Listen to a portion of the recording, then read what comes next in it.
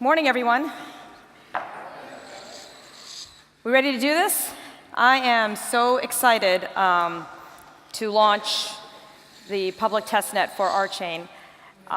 It's been a culmination of a lot of months of very, very hard work with an amazing dev team. To kind of look back a little bit, just really briefly, a lot of the dev team wasn't even on the project in November of last year. So they have done a tremendous job of building our node. We still have a ways to go, as you heard in the keynote, the state of the RChain project. And with no further ado, I'd like to turn it over to Michael Birch so he can start launching his node. And then we have some information that we'll share with you about how the process is going to work, and then you'll have an opportunity to observe it. So go ahead and kick it off, Michael. All right. Thank you, Meta. So hopefully that font is big enough for all of you to read. Don't worry too much about the details of it. We'll go into it in a little bit. All you need to know that right now is when I hit enter, the bootstrap's going to come up, and it's going to begin the process of launching the testnet for RChain. So I'm going to go ahead and do that. And let's just watch a couple log messages go by for fun here. It's also for the benefit of our lovely testnet validators in the front row there so that they can see when they can start connecting. So hopefully, for those of you who haven't seen this before, you're sort of roughly aware of what's going on, right? So I just started running our RNode software.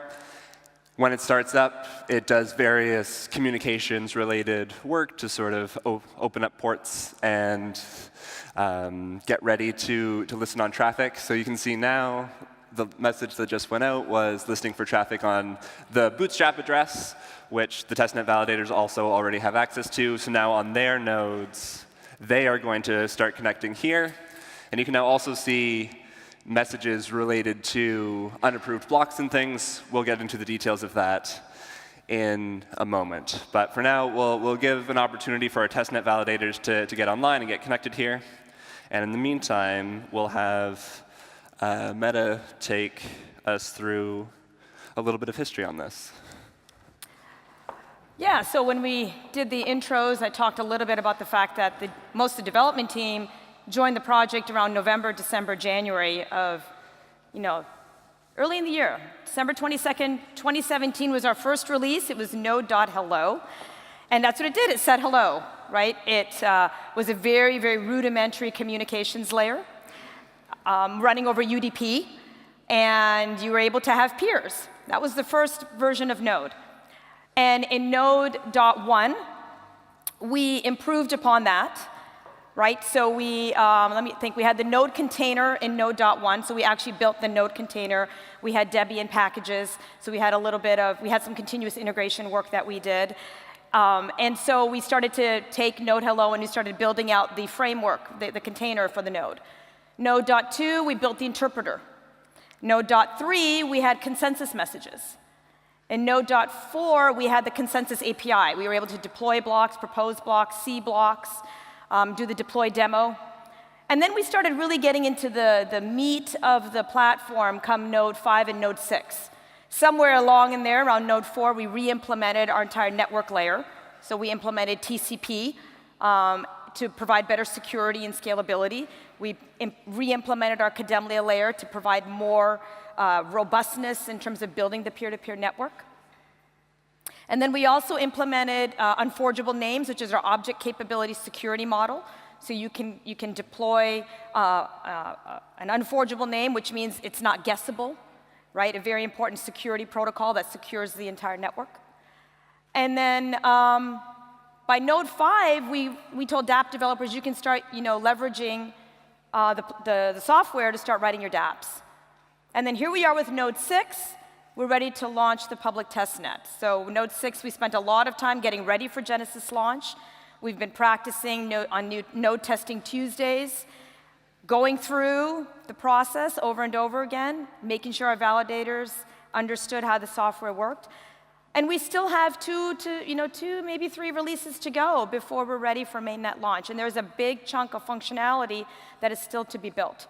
So without any further ado, I'm going to turn it over to Michael. That's our history, and we've got a wonderful roadmap ahead of us. And I'm very much looking forward to launching mainnet in Q1. Go ahead, Michael. Round of applause. All right, thank you, Meta. So I'm going to take some time here for the benefit of those over the stream and here in the audience to talk about what is actually happening right now, just so that people have a sense of what goes on during what we're calling the launch of the network. So the first and in some sense most important thing here is that we're building the Genesis block. This is the very first block on the chain, the one that all future blocks will be built upon and eventually point back to through the chain itself. So the blockchain has a couple things that we need. There's this thing called the bonds file. This is related to proof of stake. It tells us who the validators are and how much stake they have. That is how much weight they carry in the protocol. If you are wondering what any of that means, you can come to my talk the hour after this, and I'll tell you. The wallets file, this is related to REV issuance, right? I imagine many people in the room here are RHOC holders, and you're interested in knowing about how that RHOC will turn into REV, which you can then spend on RChain. The answer is we use this. And Kenny is going to speak to that a little bit more later on. And then finally, we have this timestamp. And the timestamp really serves as a little bit of seed data. The timestamp tells you when the block was created and affects its hash. That is to say, the way in which we identify the block. So we agreed earlier today what the timestamp for this launch would be. All the testnet launchers know what it is. And that means we're all going to get a block with the same hash. It also means that if someone were to try to nefariously do something where they launch their own version of the network, if they don't know the right timestamp, they won't be able to create the block that everyone else has. And so will not succeed in launching the network early. Now, there's more that goes into this than just the block itself. That's sort of step one. The bootstrap makes the Genesis block, and the validators make their own version of the Genesis block. And the reason we go through this is because we want to be transparent and verifiable, right? We want this to be a community effort. We want to say, everyone agrees this is what the Genesis block looks like, so everybody makes their own. And now what's happening in the background right now is the bootstrap node is sending out its Genesis block to the validators. And it's saying, this is what I think the Genesis block looks like. These were the unapproved block messages that were seen in the logs earlier. And it's unapproved because we need community consensus to say, yes, this is correct. This is the wallets file and bonds file that we had all agreed to earlier. So what happens is the validators are going to check, does my Genesis block match the Bootstrap's Genesis block? And there's some implicit contract here that as validators, they, on their own, before going through the launch process today, did check that, yes, the Genesis block and the inputs to the Genesis block looks the way we expect. The other piece of important information here is this required signatures, which some of you may have picked up on in the command line before I hit enter on it. And so this is basically telling us how many validators at minimum we need to say, yes, this block is correct. And so this number is set based on the total number of validators that we have. So this morning we set it to be 20, which is a reasonable fraction of the number of validators that we expect to have, but not the total. And the reason it's not the total is because things happen, communication errors occur. It's possible that we won't get a message back from every single validator. So the number is smaller than the total to give us some fault tolerance, but close to the total to give us safety, right? We want to know that everyone is in fact agreeing, that we're not pulling the wool over anyone's eyes. So the signatures that the validator sends back, the thing that says, yes, I agree, we need to launch the network with this Genesis block, the signature is over both pieces of information, the Genesis block and the number of signatures. And again, the reason it's over both is because we don't want to have a case where some nefarious validator says, oh, you know what, the number of signatures required is actually 1, and it's mine, haha, right? So we make sure that everyone comes to consensus on the block itself, as well as the minimum required number of signatures in order for us to say confidently, yes, this is the right block. So the bootstrap sits in the background and collects all the signatures from people. And after some period of time, after which we also have at least the number of signatures we need, it launches the network. That is to say, it packages this all together into what we call an approved block. So this is the Genesis block itself, together with all of those signatures that it created or aggregated from the validators, and it sends it out to the network. And now anyone who joins the network will get that approved block and will itself be able to verify, yes, this block was signed by this many people. And you can also specify to check that specific validators signed it as well, in case you trust some validators more than others, for example. So the time that we set here in this case was half an hour. And the reason that we have this timeout is because we want to give an opportunity for everyone to submit their signature, right? Imagine if it just stopped the minute we hit the minimum. You know, maybe some packets got delayed over the internet or whatever. That means that some people's signatures that were perfectly valid aren't getting through. So we have this time period where we accept all signatures, even in excess of the minimum. So cut over to the dashboard, maybe? We can take a look at the dashboard here, if I figure out how to refresh it. It's on the right. Oh, change the date, Or you can yes. just do last 5 minutes. Last 5 minutes. Oops. Let's do last 15 minutes. I've been talking for a while. All right, so what we're seeing on the screen here is the number of signatures we have received from validators as a function of time. You know, here's our first few signatures coming in, and you can see the validators responding, giving their signatures, saying that yes, they approved of the block and the number of signatures required. In fact, we've just gotten to our 20 signature minimum. So that's great. That means the network will, in fact, launch. But hold on. It will launch. It's not launched yet, though. Remember, it's not launched yet. We have this grace period, right? Remember, I said 30 minutes from the time that I hit enter at the beginning of our presentation, right? So at that point, the network will launch. And in the meantime, we could still collect more signatures, right? There are still more validators that haven't given their responses yet. For whatever reason, you know, maybe they're still reviewing things, maybe the communications are being a little bit slow. But in any case, we're going to continue to aggregate these signatures, and by the end of our presentation, the network will have launched. So in the meantime, I'm going to turn it over to Kenny, and he's going to chat about the REV issuance. Thanks, Michael. So for REV issuance, I'm sure this is probably a topic that most of you are fairly concerned about, like how does my RHOC become REV? And how does that go into this network here? So briefly, I'll talk a little bit about the way we're going to actually do that and a few things that you really do need to keep aware of when coming up against mainnet. Okay, so the way we do signatures in RChain is the same as the signature pattern in Ethereum. So those keys, those public-private key pairs, do work on both networks. Okay. Now, one great thing you can do in Ethereum is you can use smart contracts for things, right?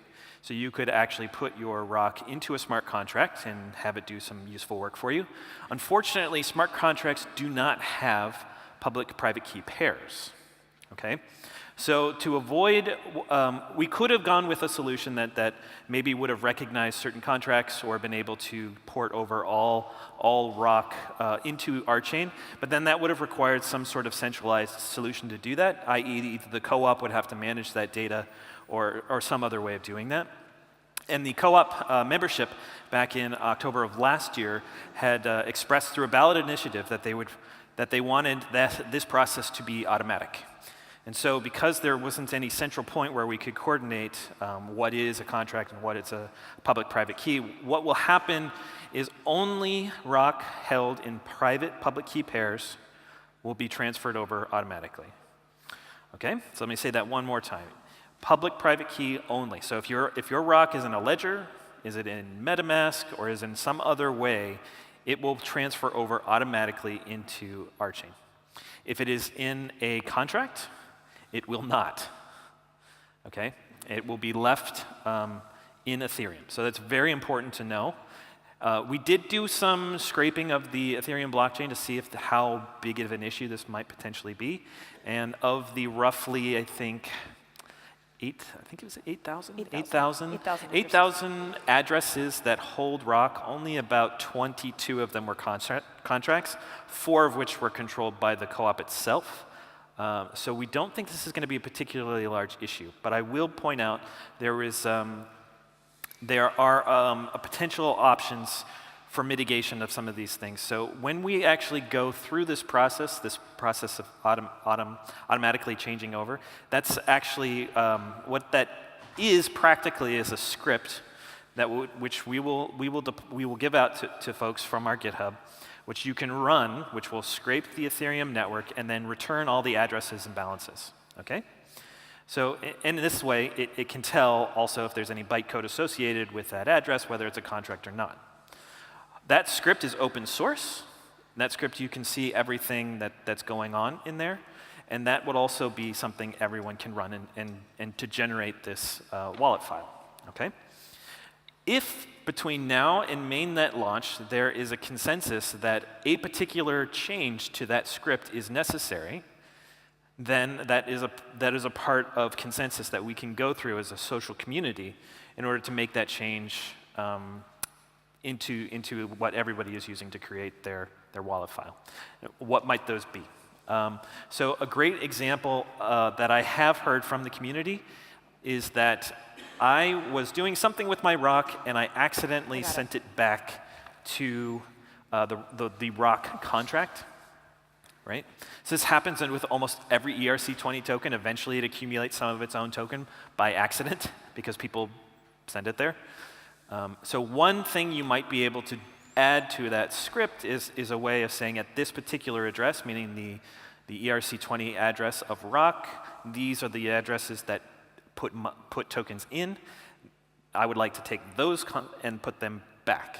So that when you would take the balance of that particular contract and redistribute it to the holders of those who had ever sent them in. That is an example of one thing we potentially could do. I'm not saying we should. It is something that one could do. Does that make sense? And then the last step for what would happen is that wallet file would be the output of this script. And that's what the node is going to be looking at in order to issue REV. Yep. Okay. So that's for me, and then I'll turn it over to who's going back next. Well, Matt, why don't you take a look and tell us what we have here? I'm happy to do a little talking. Yeah. So thank you, Kenny.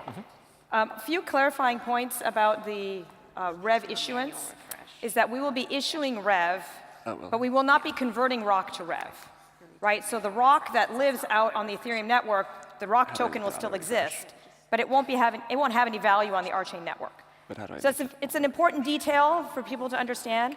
And also, if you hold RHOC on any exchange, you need to make sure you have the private keys to that address. So RHOC on exchanges needs to come off the exchanges into either a paper wallet or some other mechanism where you hold the private keys for that RHOC. And there will be an Ethereum height that we will be publishing and making available well in advance of mainnet, so everybody can make sure that they have secured all of their RHOC token into an address that they have control over. So you will have plenty of notice in advance of mainnet launch as far as the Ethereum block height at which we will be running the script. We could maybe take a couple of questions, I think. We have some time. Yes, Michael? Are there any questions that you want to ask? There are microphones at the two sides Microphones here. are right there.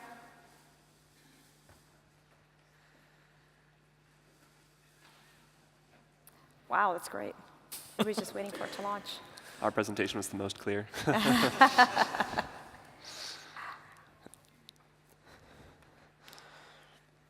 Guys, so we've gone through this before with the exchange issue when we converted tokens in the EOS network. Are there plans right now to research, in case there happens to be an influx of new users, that during the excitement of this testnet decide to enter into the market, have to buy RHOC on exchanges, and might not be as educated enough as the 22 that we've indicated to convert? So have there been any thoughts about what it looks like to help those on exchanges, or those exchanges create timestamps within their own systems to convert those over afterwards?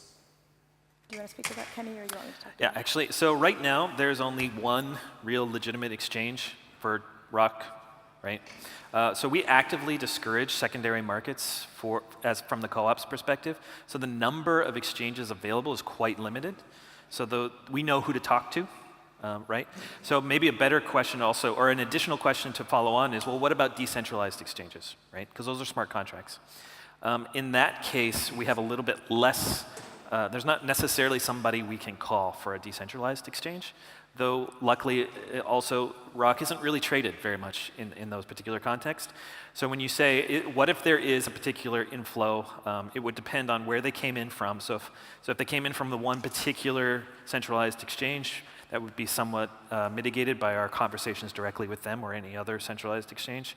Through decentralized exchanges, we'd have to be a bit more creative about how we do that, but we are planning to launch communications efforts running up to this point. So we'll have a dedicated website where it'll say, well, it's already there. The address, I think, is, well, it's linked to from our homepage, where you can get the correct information about RHOC to REV. But anybody who is purchasing a RHOC token should know that at some point this will happen. I mean, maybe abstractly, but they should know that there will be a conversion at some point. And after mainnet launch, the cooperative very much does listen to its membership. And so if some member does come to us with a particular issue, then the co-op is here to listen and see what we can do to make that right, but we don't have any particular policy. Yeah, it sounds good. Just something to obviously be thinking about as we launch. This has been It's a good point. Happened before on the EOS network and that chain. So let's learn from some of the mistakes and hopefully get a new influx of users that are excited about the testnet, and we have these questions to answer in some more of the public, decentral, or centralized markets. Yep. Thank you. 100%. Thank you. Any other questions? No?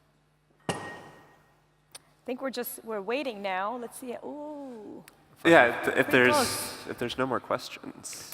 I have one little question. Yep. Yes. How much time do you expect, what sort of window of opportunity will you put in place for this conversion? Like 1 day or 1 hour?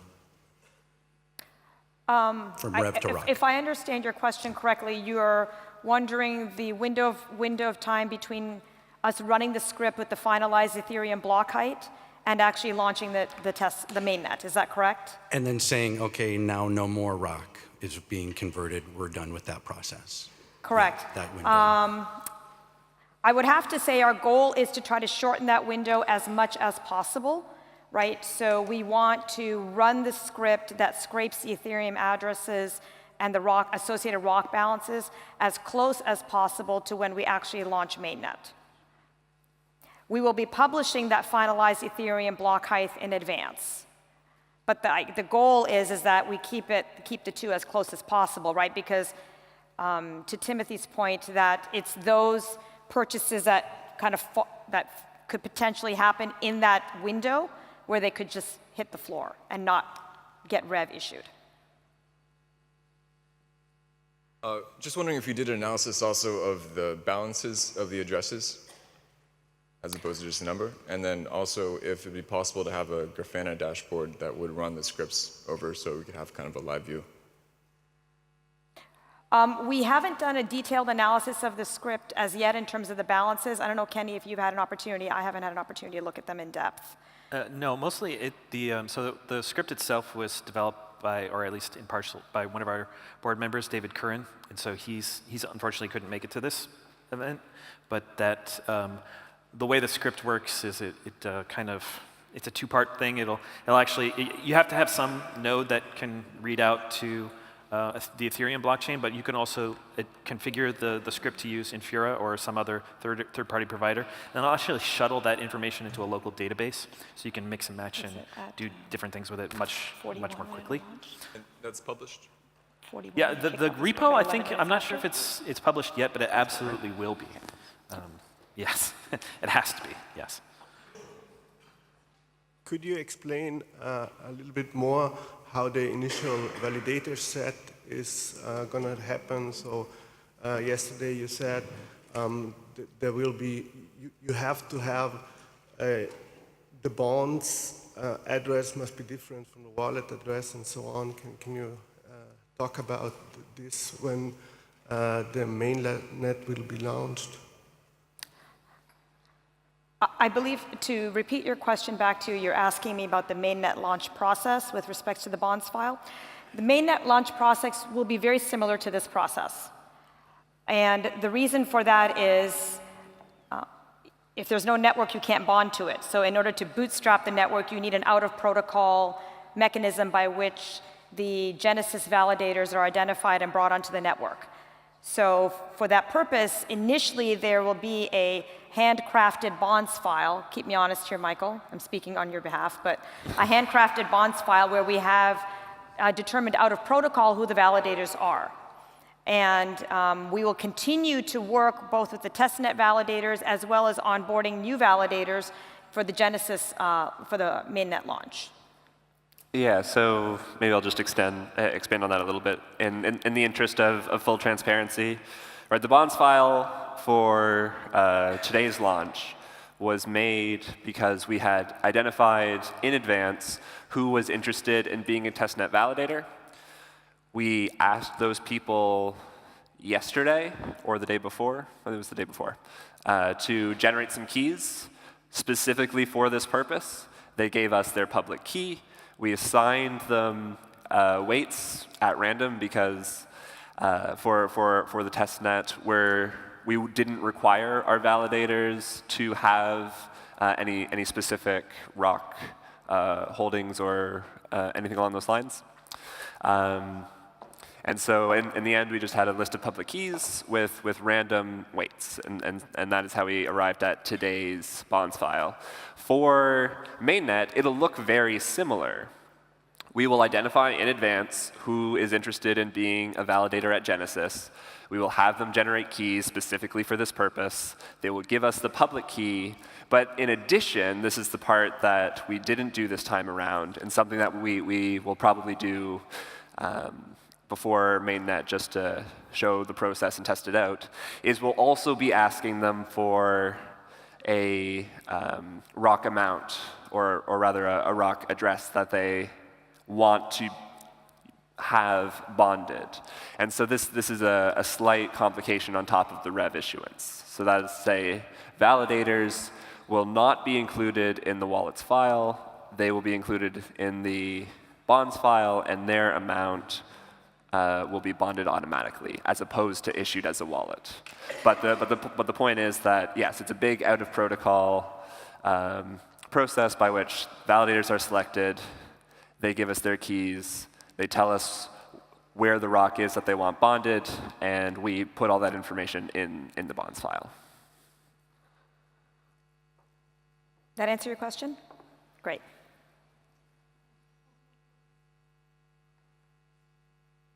Is there a Faucet available to get test revs? There's not a Faucet yet. The Faucet is planned for Node 7. So one of the things I should probably mention is we will be refreshing this testnet because, as we've indicated, we have two big releases, Node 7 and Node 8, that are still slated. So with the Node 7 release, that is slated for mid-October, I believe October 12th or 13th, that Monday, we will be refreshing the testnet. And then again, mid-November, we'll be refreshing the testnet with Node 8. So we will be deploying the Faucet as part of the Node 7 release. And a quick follow-up to that, there are kind of two actors we see in testnet that we're going to be interested in having some tokens to play on testnet. One, application developers, which that's more likely what you're looking at, right? But we're also going to be testing the testnet, like hardening it, doing all these other kinds of activities with it, seeing where we can find the bugs, pushing it, stress tests. That's a different use case, and in that case, there are going to be some games that will be incentivized. We will have to be a bit more careful about how we issue test rev. So in those two senses, we haven't quite figured out all the details yet, but there's two classes of folks that we are looking to make sure that they have test rev, application developers, and those that are interested in trying to harden the network and helping us do that. It's also worth mentioning that if you wanted to start playing with the testnet today, you actually don't need test rev to do that. As of today, we are allowing free deploy and proposes, for those of you who knows what that means. But basically, you can use the blockchain on the testnet blockchain for free until we get to the next release. And at that point, we'll have a faucet so that you can still continue using it for whatever useful work you're doing.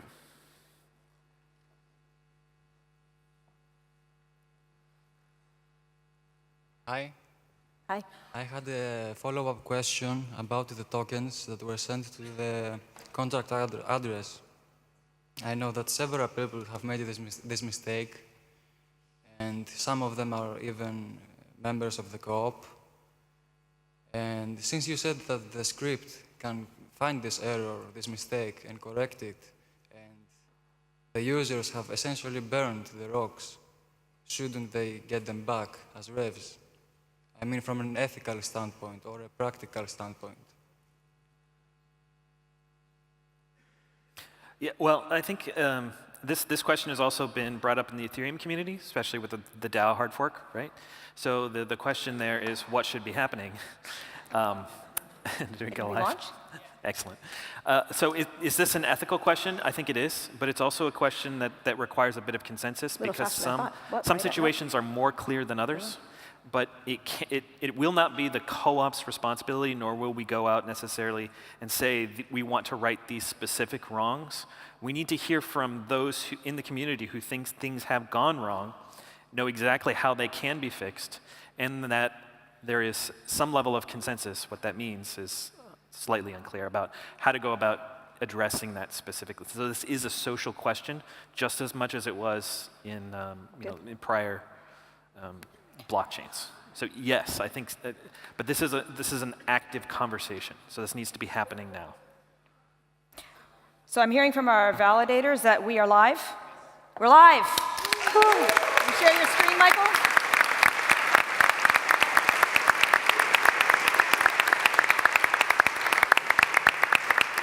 Does the Bootstrap node give us anything that we can see here that indicates it's live, or just? Yeah, so if we take a look at its log, we see this particular message. So this was within the last minute.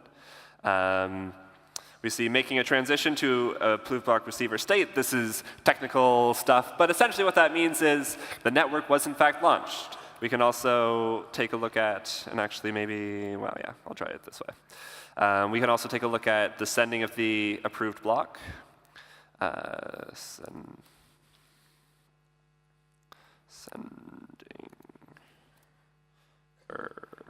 let's do it this way. If I could type on stage. No pressure. No pressure.